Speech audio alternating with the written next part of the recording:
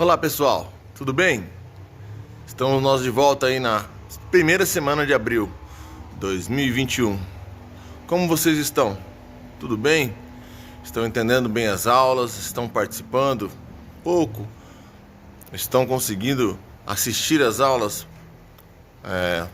As aulas estão aí no link no WhatsApp, com o link no WhatsApp, no Moodle, e vocês também deveriam estar comentando no chat, beleza? Mas essas aulas estão gravadas no meu YouTube, então quem perdeu alguma aula, vai lá e encontre as aulas. Fernando César de Brito Silva, testa no YouTube. Valeu? Vamos à primeira semana de abril. Nós vamos ver um pouco mais sobre a história dos instrumentos de metais. Então nós teremos vários vídeos com grandes pessoas falando sobre os instrumentos de metais. Trompete, trombone, eufônio, tuba e trompa. Beleza? É bom que vocês assistam todo o vídeo, todos os vídeos completos, para que vocês entendam e tenham bastante história, bastante conhecimento sobre os instrumentos. Beleza? Vamos ao primeiro vídeo. Nós falaremos sobre o trombone. O professor Dárcio explicará bem a história do trombone, quando ele foi fabricado, como ele era no início e como ele é agora. Então vamos ao vídeo do professor Dárcio da USESP.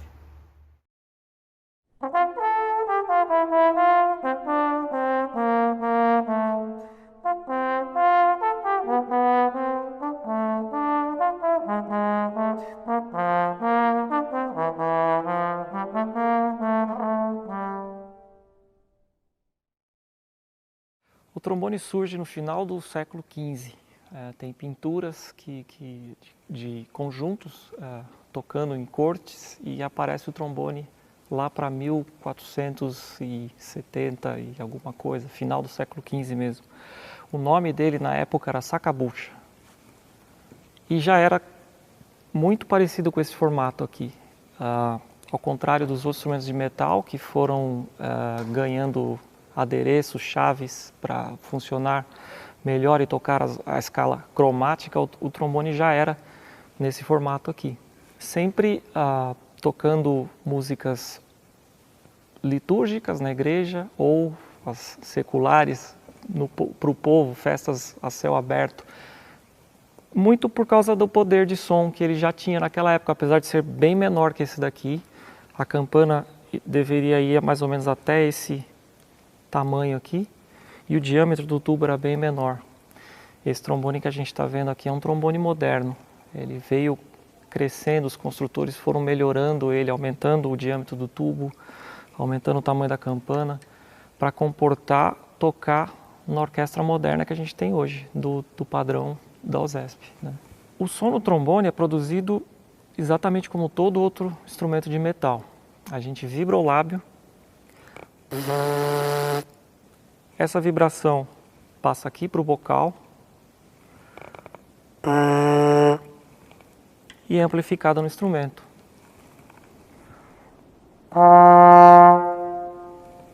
Essa vibração move o ar que está aqui dentro e é amplificado dentro do instrumento. O trombone tem uma particularidade que os outros instrumentos de metal não têm, que é a vara. O próprio nome sakabucha lá antigamente tem a ver com esse movimento aqui. Conforme eu vou abrindo aqui a vara, o instrumento, o tubo vai aumentando. E é como eu faço para mudar de nota. As notas vão baixando também. O que o pessoal faz no trompete faz aqui nos pístonos ou na trompa, os rotores.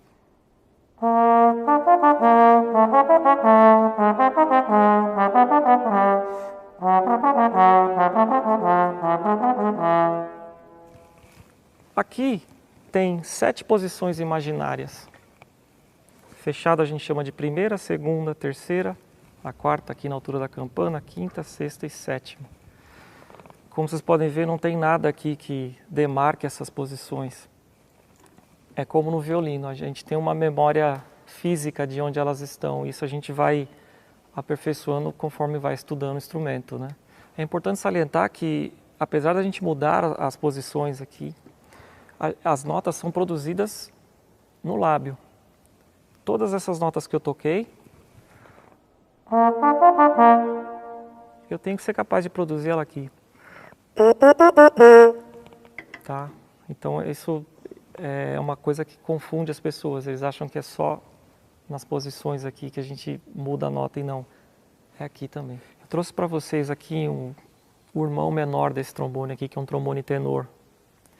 A família do trombone, ela é como num coral. Ela tem o baixo, o tenor, o trombone alto, que é esse aqui que eu falei que é o irmãozinho menor, e o trombone soprano, que aos pouquinhos está voltando, estão resgatando esse trombone na literatura.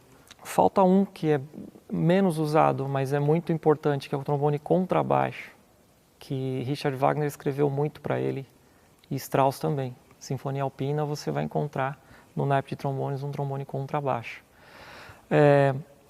A grande diferença do trombone alto para o trombone tenor, além do tamanho, como vocês podem ver, é a tessitura.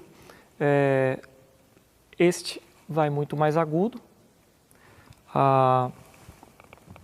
Numa orquestra, compositores mais clássicos como Schubert, Schumann, Mozart, Beethoven. Se você vier aqui no OSESP assistir a gente tocando um deles, eu vou estar usando esse trombone aqui.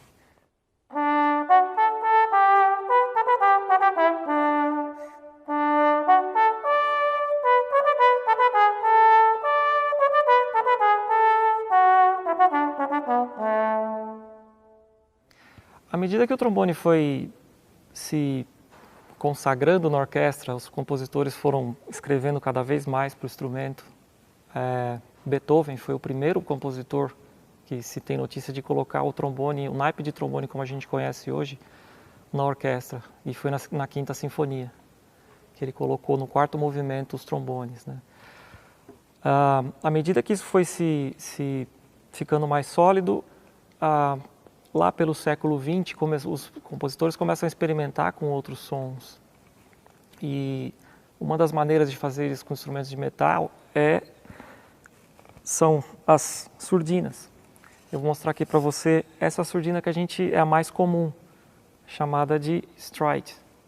É uma surdina que você vai ver muito em Stravinsky, Bartók.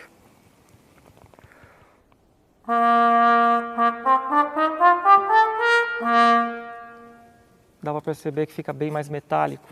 Ela serve para abafar, mas ao mesmo tempo ela muda muito o timbre do instrumento. Essa daqui é uma surdina Cap, também muito usado no jazz, que é um som bem característico, um som muito mais aveludado.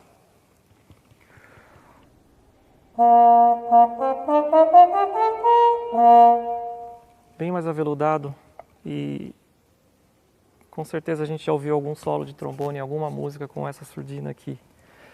A última que eu trouxe para vocês é a mais divertida de todas, que é a surdina wah-wah. A gente abrindo e fechando aqui, a gente consegue um efeito que é mais ou menos isso aqui.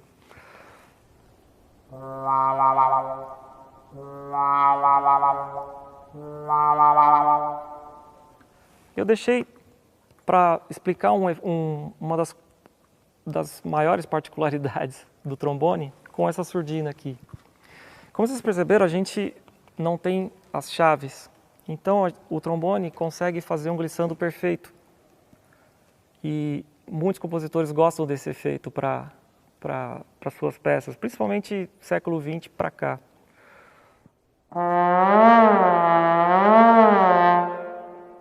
Se você juntar esse efeito com isso daqui,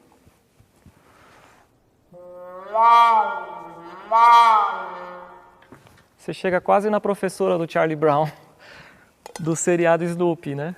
Só falando um pouquinho de Mozart, nas suas óperas,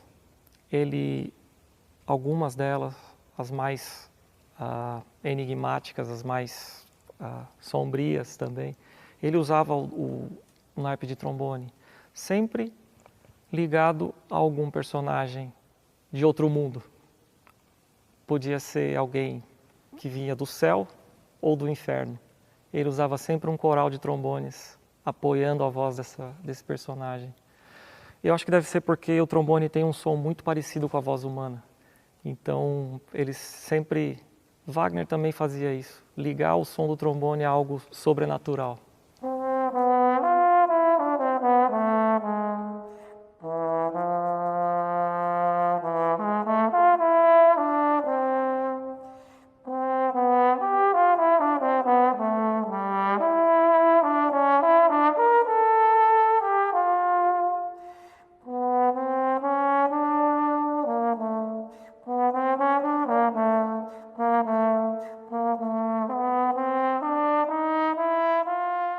Legal, galera. Darcy é um ótimo instrumentista, ótima pessoa, foi meu professor. E o segundo vídeo falará um pouco sobre o eufônio. É muito interessante esse vídeo, que tem entrevistas com pessoas no meio da rua, perguntando o que é eufônio, qual instrumento, é um instrumento, o que é isso? Eufônio. É uma matéria feita pelo professor Fernando Dedos, um grande instrumentista, doutor em eufônio, um instrumentista brasileiro, Fernando Dedos. E assistam e aprendam mais sobre o eufônio, sobre a história do instrumento. Eufônio, sabe o que é isso? Não sei o que é. Nunca viu? Não. Não. Agora não sei te responder. Não. O que é isso? Deve ser alguma coisa de som, fonia. Repete comigo, eufônio. Eufônio. O que te vem à cabeça? Um microfone, alguma coisa relacionada. Sei lá, não sei. Deve ser um telefone, não é? Se eu te der uma pista assim, tu acha que é uma comida, um lugar ou um instrumento? Instrumento. Um instrumento musical?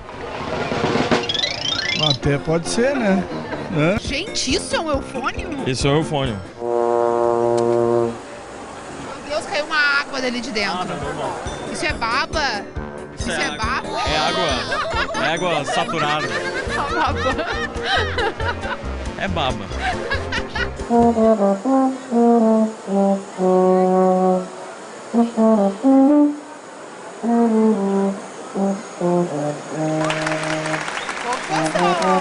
É um instrumento de sopro da família dos metais, né? É um instrumento que, através da vibração do lábio, com a coluna de ar, eu vou projetar o som e ele vai, através da troca de digitação dos pistos, os sons vão sair e fluir. A grande maioria dos historiadores acredita que o eufônio foi inventado por volta de 1843 por Ferdinand Sommer de Weiner, da Alemanha. Seus ancestrais são o antigo serpentão, grande tubo de madeira em formato de chifre com bocal de metal, e o off-clyde, espécie de sax barítono com bocal de metal. O nome eufônio deriva da palavra grega euphonos, que significa belo soar. É curioso que um belga chamado Adolphe Sax, lembram dele, o inventor do saxofone? Também foi creditado pela invenção do instrumento, pois a família de instrumentos que desenhou, chamada Sax Horns, possui entre um de seus graves um instrumento que teria então tamanho similar ao eufônio. Com maior aceitação do instrumento no meio das bandas militares ou de estilo similar, se desenvolveu a técnica de execução e engenharia do instrumento, sendo então criada pelo britânico David Blakely em 1874 o sistema de compensação de bombas, que permitiu ainda mais possibilidades ao instrumento. Pouquíssimas peças musicais importantes, se compararmos a outros instrumentos, foram escritas em um período de quase 100 anos, devido à não inclusão do instrumento à formação da orquestra sinfônica. Apenas a partir dos anos de 1960, o instrumento ganhou a atenção especial dos compositores, já com um padrão de formato definido, tendo então, a partir daí, inúmeras e importantes obras escritas em diversos estilos musicais.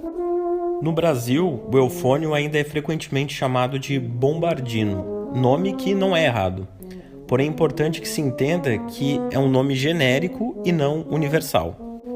Tendo ganhado um papel importantíssimo na história das marchas e hinos militares e civis, sendo que, então, há muito pouco tempo, cerca de 35 anos, é utilizado em obras e formações musicais de caráter diferenciado.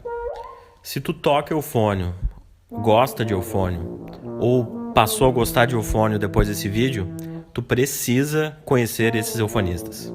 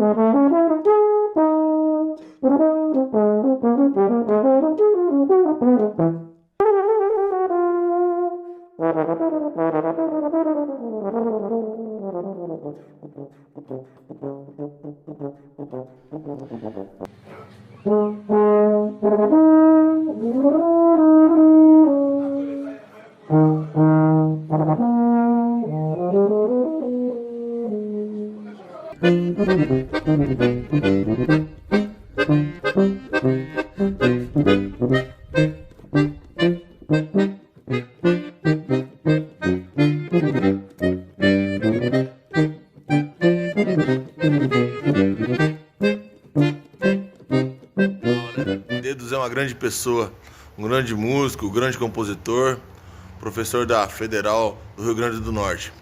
Legal. Agora vamos para outro instrumento. O meu xará, Fernando de Senha. Que pessoa fantástica. Esse daí ensinará muito para vocês sobre o trompete. Primeiro trompete da USESP, da Orquestra Sinfônica do Estado de São Paulo. Falará um pouco para vocês sobre a história, as características do trompete solo e do trompete na orquestra. Para vocês, Fernando de Senha.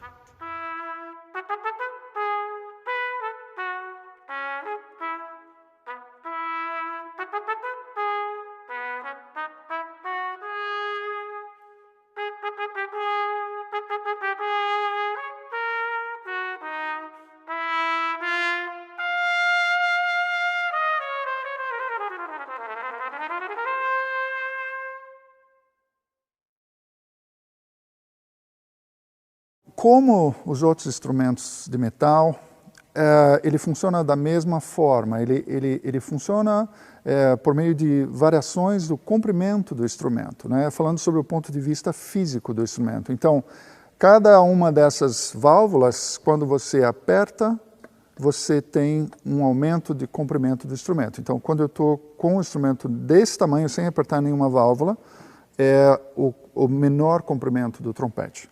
Quando eu aperto essa válvula, eu adiciono essa volta aqui, que aumenta um pouquinho, e baixa meio tom a afinação do instrumento. A mesma coisa com essa, aumenta esse comprimento. Quando eu junto as duas, eu tenho essa mais essa. A segunda e a terceira, essa e mais essa. A primeira e a terceira, essa e essa. E as três, a primeira, a segunda e a terceira válvulas, eu tenho o maior comprimento do instrumento. Em cada uma dessas posições a gente consegue fazer um número determinado que a gente chama de harmônicos, né? Disse muito que o instrumento funciona com a vibração dos lábios. Sim, isso acontece, mas na realidade, o tempo todo a gente tem que pensar em mover o ar. Vou fazer um experimento para vocês aqui, que é isso aqui. Eu vou tirar a minha bomba de afinação e simplesmente soprar. Soprar no bocal.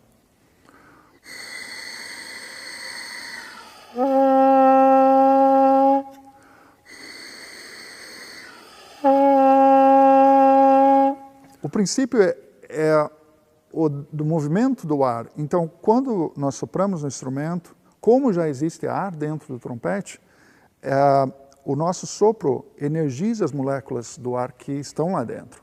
E isso faz com que seja criada uma onda estacionária, e essa onda vem até aqui e volta. Quando ela volta, o lábio da gente vibra. Parte dessa onda, ela não consegue voltar, ela passa, e isso é o que a gente chama do som do instrumento. É um processo, como eu falei, complexo, mas extremamente interessante. A gente não fala que o trompetista toca trompete. Na orquestra a gente fala que o trompetista toca trompetes, né? Porque muitas vezes no mesmo programa nós precisamos de 2 ou 3, às vezes até 4 trompetes diferentes. Esse aqui é o instrumento mais comum, é o trompete si bemol. Esse aqui é o trompete em dó. existe uma pequena diferença de tamanho entre eles. Esse é o instrumento mais utilizado na orquestra, e esse aqui eu uso para aquecer, enfim, para tocar algumas coisas que são mais voltadas ao estudo mesmo do que à prática na orquestra.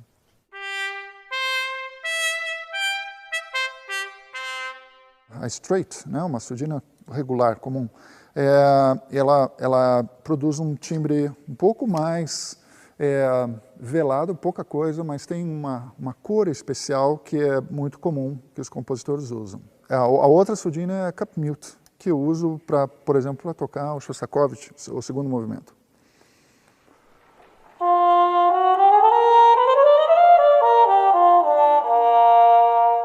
O trompete é um dos instrumentos mais antigos, né? Já existem citações na Bíblia, e mesmo antes disso, o que seria um início envolvia soprar em ossos, soprar em conchas, né? Depois disso, o instrumento começou a ter um desenvolvimento com o domínio do metal, de várias combinações, e foi possível já construir mais ou menos esse formato, um pouco mais longo, só que em metal, evidentemente sem os pistões, sem as válvulas, né? Isso veio, isso começou a ser feito a partir de 1820, por aí. Na orquestra, no período barroco, o trompete teve um grande apogeu, que vários compositores escreveram, Bach, Telemann, Handel, enfim, compositores do período barroco. Depois disso, o trompete teve um declínio, e compositores como Mozart e Haydn utilizaram muito mais como componente do tímpano. Quer dizer, os trompete e tímpano tocam ainda as sinfonias de Haydn, Mozart e mesmo Beethoven, a escrita é muito semelhante. Depois disso, no início do século XIX, mais ou menos na metade do século XIX, Berlioz foi um compositor que introduziu o trompete, os trompetes já com o desenvolvimento dos pistões dentro da orquestra. Os cornetes e depois os trompetes também. E os grandes compositores que utilizaram o trompete são do final do século XIX e início do século XX, né? Mahler, Strauss, Bruckner, enfim, Stravinsky já no século XX. Era um instrumento muito utilizado em bandas. Isso possibilitou o acesso do trompete para várias camadas da população, né? Existe um grande movimento na Inglaterra, por exemplo, de brass bands, né? De bandas de metais, que eles usam o cornete, que continua até hoje, mas essa eu imagino que seja uma razão. Era um instrumento muito acessível, muita gente tocava em virtude das bandas, e isso foi popularizando o instrumento, e os artistas de jazz começaram a utilizar esse instrumento.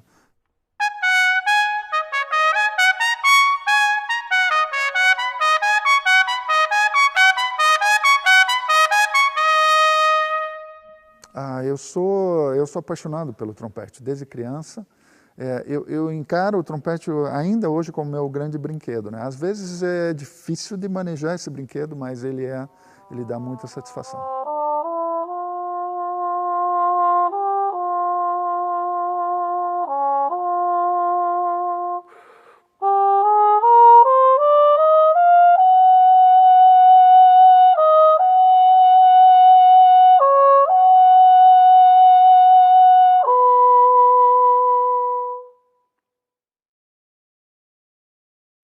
Fantástico, né? Fernando é fera. Fernando é um ótimo instrumentista, muito bom instrumentista. No Brasil é uma unanimidade. Fernando é muito bom, conhecido no mundo todo. Fernando de Senha falou um pouco para vocês sobre o trompete, sobre a gama de instrumentos da família dos trompetes. Agora nós iremos para uma outra pessoa que eu ainda não tive o prazer de conhecê-lo, mas é o tubista, um tubista português que estava na USESP, ou está ainda, e fez essa matéria sobre a tuba. Também um ótimo instrumento, e vamos aí sobre essa matéria sobre a tuba. Um pouco mais da história, da vida desse instrumento. Tubo para vocês.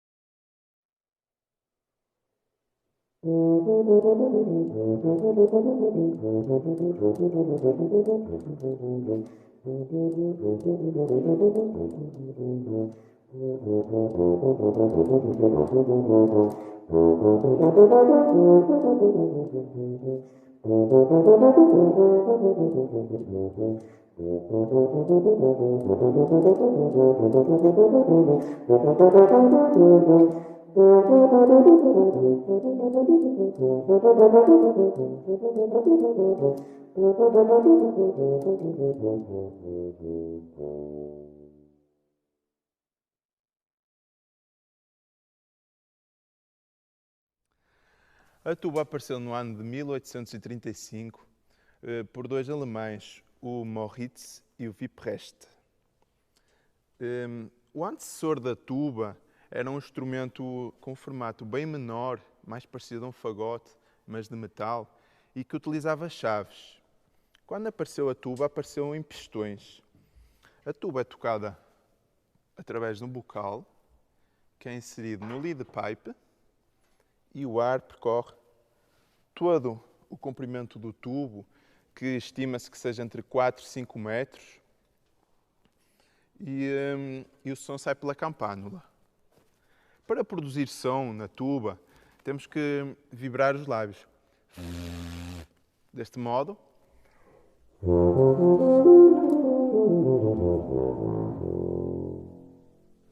Para conseguir notas mais graves, relaxamos um pouco os lábios.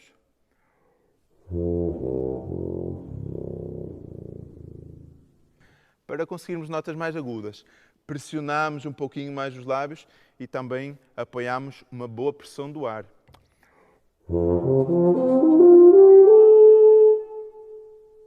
Para que é que funcionam os pistões? O ar entra pelo lead pipe. Se não pressionarmos nenhum pistão, ele segue o comprimento normal e sai pela campânula. O pistão vai aumentar o tamanho do tubo. Sendo assim, o ar vai entrar dentro do pistão, vai percorrer um tubo adicional e, sendo assim, com o tubo maior, a afinação vai baixar. Conjugando os pistões, assim como depois com a pressão dos lábios maior ou menor, conseguimos notas mais graves, notas mais agudas. Esta tuba é uma tuba em dó, uma contrabasse tuba. Ela surgiu 5 anos depois de ter surgido a tuba em Fá, com o intuito de procurar uma sonoridade ainda maior, um registro mais grave e dar um suporte à orquestra maior. A função da tuba é o baixo na orquestra, tanto para nos corais dos metais ou ajudar juntar-se aos contrabaixos para fazer a harmonia e o suporte. Quando surgiu a contrabasse tuba, um dos principais compositores a escrever para ela foi Richard Wagner. A sua ópera Master Singer tem um trecho, logo no início, em que podemos ver realmente a função da contrabasse tuba, em que ela suporta e ela dá uma linha de baixo harmónico à orquestra.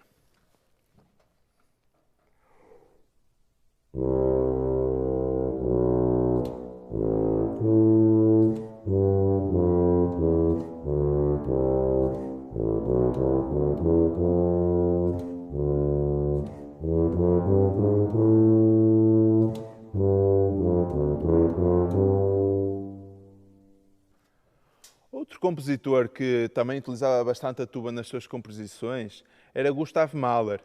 Ele não só utilizava a tuba na função realmente que mais é utilizada, naquele suporte que eu já falei, mas também escrevia passagens solísticas e melodias mais virtuosas. Como é o caso na Quinta Sinfonia de Mahler, onde temos uma passagem bem rápida.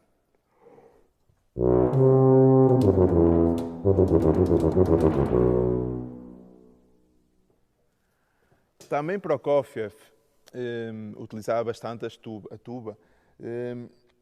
Uma das melodias mais bonitas é da Quinta Sinfonia de Prokofiev, em que a tuba, juntamente com os contrabaixos, toca esta melodia.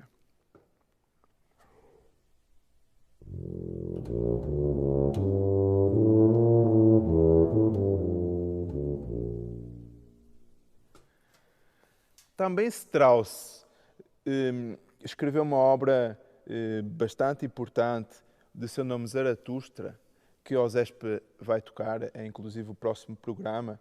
E ele, nessa obra, ele utilizou não uma tuba, como normalmente todos os compositores utilizavam, mas ele utilizou 2 tubas, sendo assim 2 tubistas. Então, o outro tubista vai tocar numa tuba grande uma melodia grave.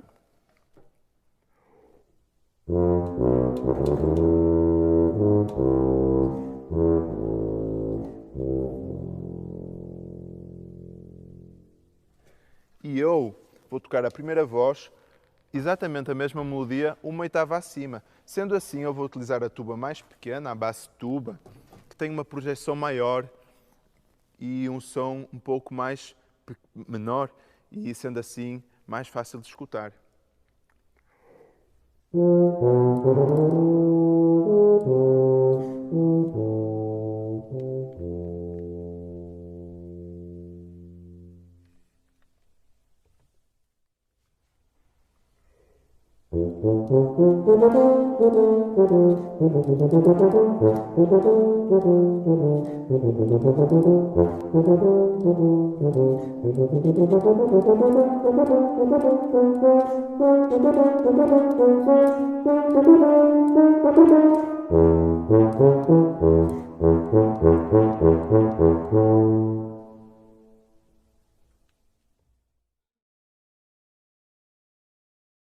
Então, galera, o que acharam do português? Esse cara é monstro, tubista fantástico. Agora vocês vão conhecer o Chiquinho. Chiquinho é um brasileiro, fera demais da trompa, tocou em muitas orquestras pelo mundo, muito conhecido no mundo musical das orquestras sinfônicas, e também é um músico da USESP, tá? Chiquinho vai explicar um pouco para vocês sobre a trompa, esse instrumento que é muito longo e um instrumento que faz muita falta na orquestra sinfônica. Então, para vocês aí, conversação com o Chiquinho sobre a trompa. Abraço.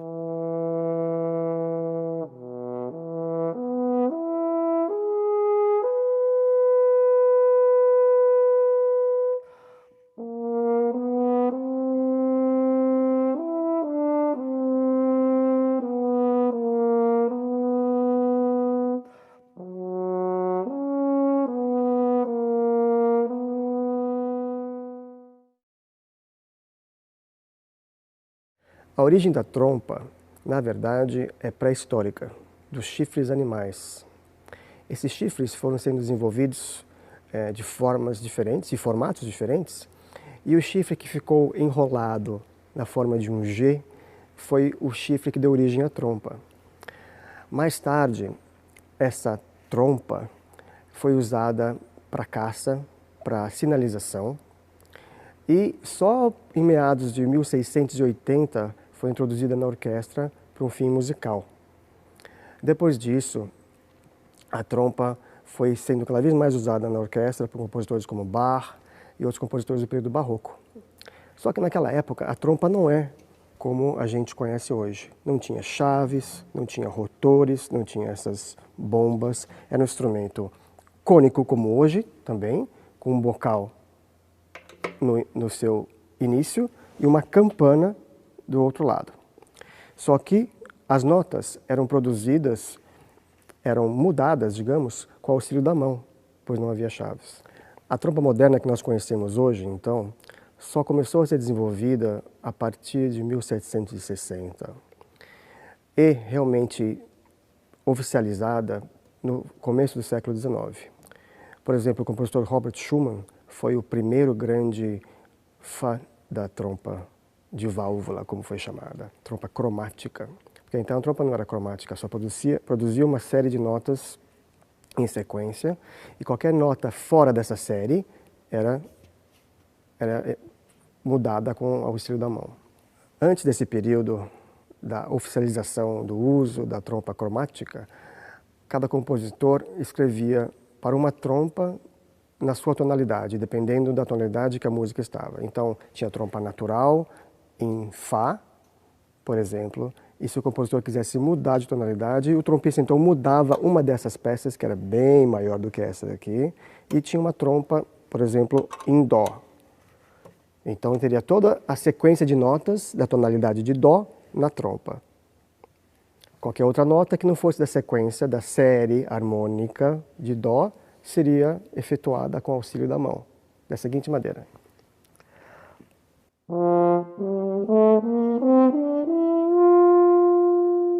Sendo que hoje, a mesma escala de Fá maior,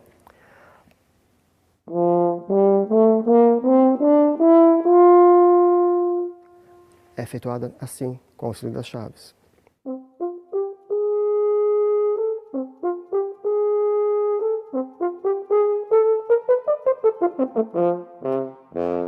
A trompa é feita de um composto de metal, zinco e cobre.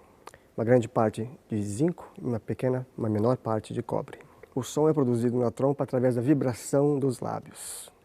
Assim como o instrumento de palheta, que tem a palheta para produzir a vibração, na trompa essa vibração é feita pelos nossos lábios, da seguinte maneira. Eu vibro meus lábios no bocal, que por sua vez dá o som no instrumento. A função das chaves na trompa é produzir uma série de notas diferentes. Cada chave e cada combinação de chaves produz uma série de notas diferentes. Como qualquer instrumentista de metal, de sopro, ele está sempre tendo que ter cuidado com os lábios. No inverno, por exemplo, para não ressecar e cortar, partir os lábios. Isso é um cuidado. Fora isso, não há muito o que fazer se você está longe do instrumento e está com medo, está com receio de perder o condicionamento físico. Você vai perder o condicionamento físico. Principalmente no instrumento de metal, que o contato do bocal com os lábios é superficial. Então, isso faz com que você perca o condicionamento mais rápido do que um instrumento onde você insere a palheta ou a boquilha na boca. Né?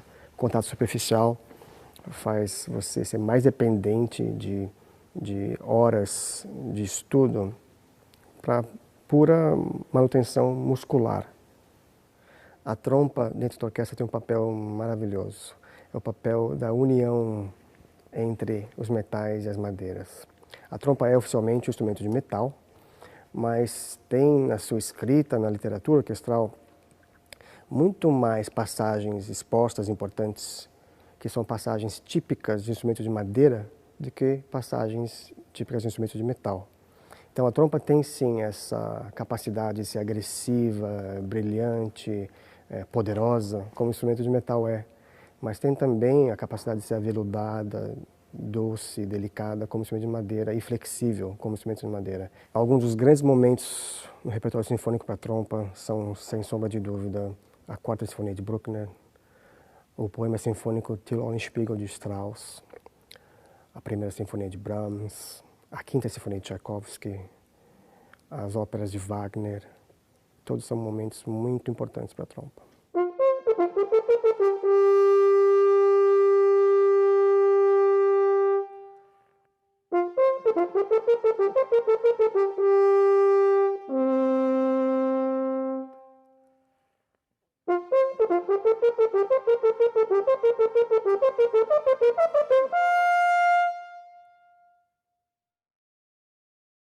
E aí, galera, o que vocês acharam? A história dos instrumentos de metais é fantástica. Então nós estamos cada dia mais levando essa gama de informações, esse momento fantástico sobre a história dos instrumentos de metais para vocês.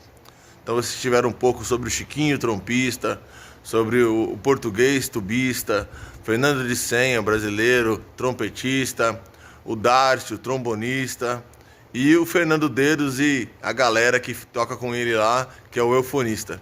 Tá bom? Qualquer dúvida, mandem no Moodle, mandem no chat e mandem também no WhatsApp, tá bom? As dúvidas, o que vocês querem ver, estamos chegando perto das aulas práticas, tá bom? É muita matéria, nós temos muita matéria para ampliar esse conhecimento sobre a música. Então vocês estão vendo um pouco sobre leitura, um pouco sobre história. E agora essas entrevistas que cada um pode assistir o seu instrumento específico, ou o trombone, ou o trompete, ou o eufone, ou a tuba, ou a trompa, mas seria legal que vocês assistissem sobre todos, conhecessem sobre a família e conhecessem sobre os instrumentos de metais. Beleza? Quem perdeu as aulas pode ir no YouTube e ver no meu canal, todas as aulas estão lá. ou também estão no Moodle, tá bom? Que vocês têm a senha, o login e a senha e podem entrar. Comentem no chat, comentem no WhatsApp. Qualquer dúvida, estou à disposição. Grande abraço, primeira semana de abril de 2021. Valeu!